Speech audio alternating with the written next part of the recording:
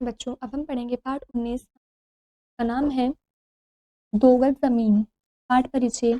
Leo Tolstoy की यह कहानी लालच के दुष्परिणाम को दर्शाती है। किसान दीना उपजाऊ भूमि पाने की चाह में एक दिन में जितनी ज़मीन पैदल नाप सके उतनी लेने निकलता है। लालच में वह आवश्यकता से अधिक दूरी तय करता है और थकान से मर जाता है। अंत में उसे जीवन भर चाहे ज़मीन के बजाय मात्र 2 गज ज़मीन ही मिलती है। कहानी का संदेश है, संतोष में ही सुख है, लालच विनाश का कारण है। दो बहनें थीं। बड़ी बहन का विवाह कस्बे में एक सौदागर से हुआ था, जबकि का विवाह देहात के किसान के घर हुआ था। बड़ी बहन छोटी बहन के घर आके जीवन की तारीफ करने लगी। देखो कैसे से हम रहते हैं, फैंसी कपड़े और ये सामान, स्वाद स्वाद की खाने पीने की चीज़ों में फिर थिएटर, बाग बगीचे। छोटी बहन को बात लग गई। मैं तो अपनी ज़िंदगी की तुम्हारे साथ अदला बदली कभी न करूँ। तुम सीधे साधे और रूखे से रहते हैं तो क्या, चिंता फिक्र से तो छूटे हैं। किसानी ज़िंदगी फूली और चिकनी नहीं दिखती तो क्या, उम्र लंबी होती है और मेहनत से तंदुरुस्ती भी बनी रहती है। छोटी बहन का पति दीना ओसारे में बैठा औरतों की ये बातें सुन रहा था। उसने सोचा कि बड़ी बहन की बात तो खरी है। बात आई गई हो गई। एक दिन दीना घर के ओसारे में बैठा हुआ था कि एक सौदागर उधर से गुजरता हुआ उसने बताया कि दरिया किनारे कौलों की बस्ती है, वहाँ ज़मीन बहुत उम्दा है। दीना के मन में भी अभिलाषा पैदा हुई। उसने सोचा कि मैं यहाँ पूरी इस जगह में पड़ा क्या कर रहा हूँ, जबकि दूसरी जगह मौका खुला पड़ा है। यहाँ की ज़मीन हर बार बेचकर नकदी बनाकर वहीं क्यों न पहुँचूँ और नए सिरे से जीवन शुरू करके देखूँ। उसने अपनी तैयारी शुरू की। बीवी से कि घर देखना भालना और खुद एक नौकर को साथ ले यात्रा के लिए निकल पड़ा। रास्ते में उन चाय के डिब्बे और उपहार की अन्य चीजें साथ वे रोज वे को लोगों की बस्ती में जा पहुंचे। उसने देखा कि सौदागर ने जो बात बताई थी वह सही थी। दरिया के पास जमीन ही जमीन थी। सब रीना को देखते ही वे अपने तंबू से निकल आए और उसके चारों तरफ जमघट लगाकर खड़े हो गए। उनमें से एक दुभाषिए के माध्यम से दीना ने उन्हें बताया कि वह जमीन की खातिर आया है। वे लोग बड़े खुश मालूम हुए। बड़ी आओ भगत के साथ वे उसे अपने अच्छे से अच्छे डेरे में ले गए। उसे पीने को चाय दी। दीना ने भी अपने पास से भेंट की जाने वाली चीजें निकाली और सबको थोड़ी थोड़ी बांटी। खूब लोग बहुत खुश थे। दुभाषी से उन्होंने कहा कि मेहमान को सब समझा दो। दुभाषी ने उसे समझाते हुए कहा कि ये लोग कहना चाहते हैं कि हम आपके आने से खुश हैं। बतलाइए कि हमारी चीज़ है जो आपको सबसे अधिक पसंद है, ताकि हम उसी से आपकी खातिर कर सकें। दीना ने जवाब दिया कि जिस चीज़ को देखकर मैं बहुत खुश हूँ वह ज़मीन है। हमारे यहाँ ज़मीन कम है और वह इतनी उपजाऊ भी नहीं है, लेकिन यहाँ तो उसका कोई अंत ही नहीं है और ज़मीन उपजाऊ भी खूब है। मैंने तो अपनी आँखों से यहाँ जैसी धरती कहीं और नहीं देखी। दुभाषी ने दीना की बात अपने लोगों को समझा दी। कुछ देर वे आपस में सलाह करते रहे। बातचीत चल ही रही थी कि बड़ी सी बालदार टोपी पहने उनका सर वहाँ आ पहुँचा। सब चुप होकर उससे सम्मान में खड़े हो गए। सुभाषी ने कहा कि यही हमारे सरदार हैं।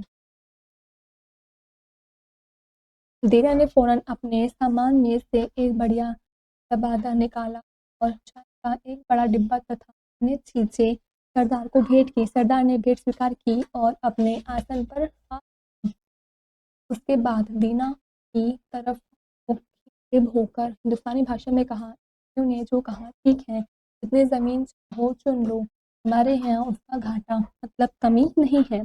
दीना ने सोचा कि मैं चाहे जितनी ज़मीन कैसे ले सकता हूँ, सौदा पक्का करने के लिए दस्तावेज वगैरह भी तो चाहिए, नहीं तो जैसे आज इन्होंने कह दिया कि यह तुम्हारी है, बाद में जैसे कि उसे ले भी सकते हैं। दीना ने कहा, सुना है यहाँ एक सौदागर, उसको भी आपने ज़मीन दी थी और उस ज़मीन पक्का कर दिया था। ऐसे ही मैं चाहता हूँ कि कागज़ पक्का हो जाए। सरदार समझ गया, बोला हाँ ज़रूर, से हो सकता है। हमारे यहाँ मुंशी है, कस्बे में चलकर लिखा पढ़ी पक्की कर ली जाएगी और रजिस्ट्री हो जाएगी। दीना ने पूछा कीमत की दर क्या होगी। हमारी दर तो एक ही है, एक दिन के 1000 रुपये। दीना समझा नहीं, बोला, दिन दिन का यह हिसाब कैसा है? यह बताइए कितना एकड़? सरदार ने कहा, "अब गिना गिना हमसे नहीं होता, हम तो दिन के हिसाब से बेचते हैं। जितनी ज़मीन एक दिन में पैदल चलकर तुम नाप डालो वह तुम्हारी, और कीमत है दिन भर की 1000। दीना अचरज में पड़ गया। उसने कहा, एक दिन में तो बहुत सी ज़मीन को गिना जा सकता है। सरदार हंस बोला, हाँ, क्यों नहीं, बस वह सब तुम्हारी, लेकिन एक शर्त है, अगर तुम उसी दिन उस जगह न आए जहाँ से चले थे तो कीमत जब्त समझी जाएगी। दीना खुश हुआ। तय हुआ कि अगले दिन सवेरे ही चलना शुरू कर दिया जाएगा। फिर कुछ गपशप हुई, खाना पीना हुआ। ऐसे ही करते कराते रात हो गई। दीना बिस्तर पर लोटा तो रहा, पर उसे रह रहकर वह ज़मीन के बारे में सोचने लगता था। दरवाजे के बाहर झाँककर जो देखा तो सवेरा होने वाला था। वह खड़ा हो गया और गाड़ी में सोते हुए अपने आदमियों को जगाया कि गाड़ी तैयार करो, जो खुद को लोगों को बुलाने चला गया। जाकर कहा, ज़मीन नापने चल पड़ना चाहिए। कुल तैयार हुए और सब चल पड़े। दीना ने खुले मैदान में पहुंचे तब सुबह हो ही रही थी। पास एक ऊंची टेकड़ी थी, पार खुला बिछा मैदान। टेकड़ी पर पहुंचकर सरदार ने आगे दूर तक फैले मैदान की तरफ हाथ उठाकर दीना से कहा कि देखते हो, जहाँ तक नजर जाती है वहाँ तक हम लोगों की ज़मीन है, उसमें से जितनी तुम चाहो ले लो। दीना की आंखें चमक उठी। धरती एकदम अछूती पड़ी थी। सरदार ने अपने सिर की रोएदार टोपी उतारी और धरती पर रख दी। कहा, यह निशान रहा, यहाँ से चलो और यहीं आ जाओ। जितनी ज़मीन चल लोगे वह तुम्हारी। दीना ने भी रुपए निकाले और टोपी पर गिनकर रख दिए। फिर उसने पहना हुआ अपना कोट उतार डाला और धोती को कस लिया। अंगोछी में रोटी रखी, आस्तीनें चढ़ाई, पानी का बंदोबस्त किया, अपने आदमी से फावड़ा लिया और चलने को तैयार खड़ा हो गया। कुछ क्षण सोचता रह गया कि किस तरफ को चलना बेहतर होगा। सभी तरफ का लालच था। उसने तय किया कि ठंड ठंड में रास्ता अच्छा हो सकता है। वह खुले मैदान में कदम बढ़ाकर चल दिया। शुरू में वह न धीमे चला न तेज। 1001 गज चलने पर वह ठहरा। जहाँ एक गड्ढा किया और घास ऊंची छीन दी कि आसानी से दिखाई दे। फिर आगे उसके बदन में फुर्ती आ गई। उसने दी। कुछ देर बाद दूसरा गड्ढा खोदा। अब पीछे मुड़कर देखा। सूरज की धूप में टेकड़ी साफ दिखती थी। उस पर वे खड़े लगभग 3 मील दूर वह आ गया होगा। धूप में साफ आता जाता। उड़ते पैर से बास्केट उतार कर उस कंधे पर डाल ली और फिर खड़ा। आगे चलकर उसने जूते उतार कर अपनी धोती में ठूंस लिए। फिर बढ़कर अब चलना आसान था। सोचा, अभी 3 1 मील तो और चल लूँ, तब दूसरी दिशा लूँगा। ऐसी उम्दा जगह है, इसे हाथ से जाने देना हिमाकत है। लेकिन क्या अजब बात है कि जितना आगे बढ़ो उतनी ज़मीन एक से एक बढ़कर मिलती है। कुछ देर वह सीधा बढ़ चला, फिर पीछे मुड़कर देखा तो टेकड़ी मुश्किल से दिख पड़ती थी और उस पर वे आदमी रेंगती चींटी से मालूम होते थे, और वहाँ धूप में जाने क्या कुछ चलता हुआ ऐसा दिख पड़ता था। दीना ने सोचा, ओह, मैं बढ़ आया हूँ, अब रुकना चाहिए। बेहद पसीना आ रहा। प्यास भी लगाई थी। यहाँ ठहरकर उसने गड्ढा किया, ऊपर घास का ढेर चीन दिया। उसके बाद पानी पीकर सीधा बाईं तरफ मुड़ गया। आगे चलता चला गया। गर्मी बढ़ रही थी। वह थकने लगा। उसने सूरज की तरफ देखा। सिर पर दोपहर हो गई थी। सोचा, अब ज़रा आराम कर लेना चाहिए। वह बैठ गया। रोटी निकाल कर खाई और कुछ पानी पिया। कुछ देर बैठकर फिर आगे बढ़ चला। खाने से उसमें दम आ गया था, लेकिन गर्मी तीखी हो चली थी। उसने सोचा कि तकलीफ घड़ी दो घड़ी की है, आराम जिंदगी भर का हो जाएगा। इस तरह उसने काफ़ी लंबी राह नापी। वह बाई तरफ मुड़ने वाला ही था, ज़मीन उपजाऊ दिखाई दी। उसने सोचा कि इस टुकड़े को छोड़ना तो मूर्खता होगी, यहाँ ऐसी अड़चन गेगी कि क्या। सोचकर उसने उस टुकड़े को भी नाप डाला और पार आकर टुकड़े का निशान बना दिया। फिर दूसरी थोड़ा टेकड़ी की तरफ देखा तो ताप के मारे हवा सी मालूम हुई। उस कंपकपी के धुंध टेकड़ी की जगह मुश्किल दिखाई पड़ती थी। रीना ने सोचा, क्षेत्र की ये तो भुजाएं मैंने ज़्यादा ली है। वह तेज कदमों से तीसरी तरफ बढ़ा। उसने सूरज को देखा। सूरज अब कोई 2/3 मुकाम से भी वह 10 मील दूर था। उसने सोचा कि छोड़ो, जाने दो, मेरी ज़मीन की एक जो छोटी रह जाएगी तो छोटी सही, लेकिन सीधी लकीर में मुझे वापस आना चाहिए। जो ऐसे कहीं दूर निकल गया तो बाजी गई। अरे इतनी सी ज़मीन थोड़ी है।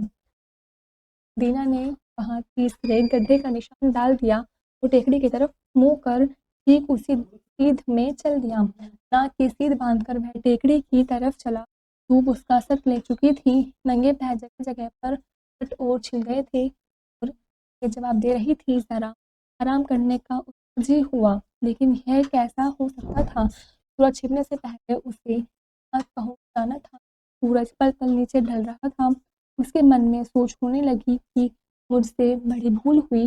मैंने इतने अगर कहीं वक्त तक न पहुंचा तो। उसने फिर टेकड़ी की तरफ देखा, फिर सूरज की तरफ।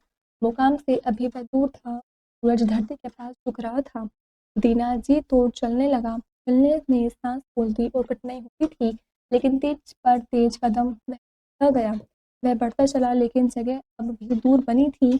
यह देख उसने भागना शुरू किया। कंधे से हॉस्पिटल दी, जूते दूर हटाए, टोपी अलग की। बस साथ में निशान लगाने के लिए उसने हल्का फावड़ा रहने दिया। घर रहकर सोच होती कि मैं क्या करूं, वरना काम बिगड़ा जा रहा है। अब सूरज छिपने से पहले मैं वहां पहुंचूंगा। इस सोच और डर के कारण वह और कांपने लगा। वह पसीना पसीना हो रहा था।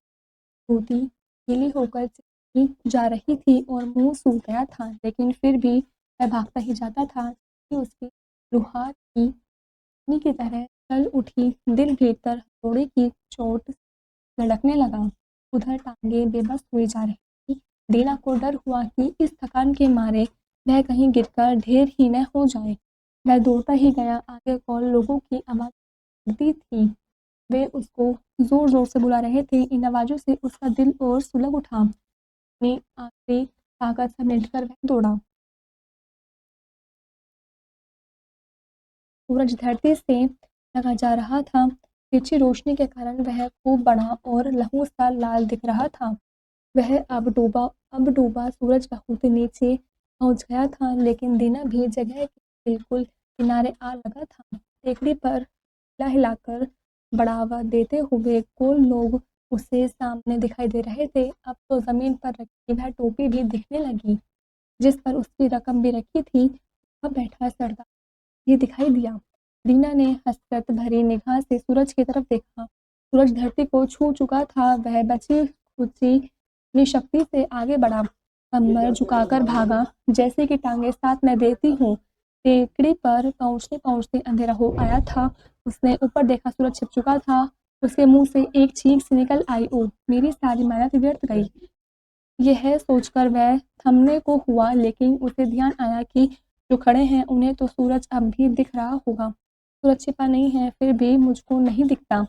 यह सोचकर उसने लंबी सांस खींची और टेकड़ी पर ढूंढ कर दौड़ा। चोटी पर अभी धूप थी। पास पहुंचा और सामने टोपी देखी। बराबर में सरदार बैठा हुआ पेट पकड़े हंस रहा था। ठाकुर ने जवाब दे दिया। वह मुंह के बल आगे को गिरा और उसके हाथ टोपी तक जा पहुंचे। खूब खूब सरदार ने कहा, देखो उसने कितनी जमीन ले डाली। दीना का नौकर दौड़ा आया और उसने मालिक को उठाना चाहा, लेकिन देखता क्या है कि मालिक के मुंह से खून निकल रहा। दीना मर चुका था। वो लोग दया और व्यंग्य से हंसने लगे। नौकर ने फावड़ा लिया और दीना के लिए कब्र खोदी और उसमें लिटा दिया। सिर से पांव तक कुल 2 गज जमीन उसे काफी हुई।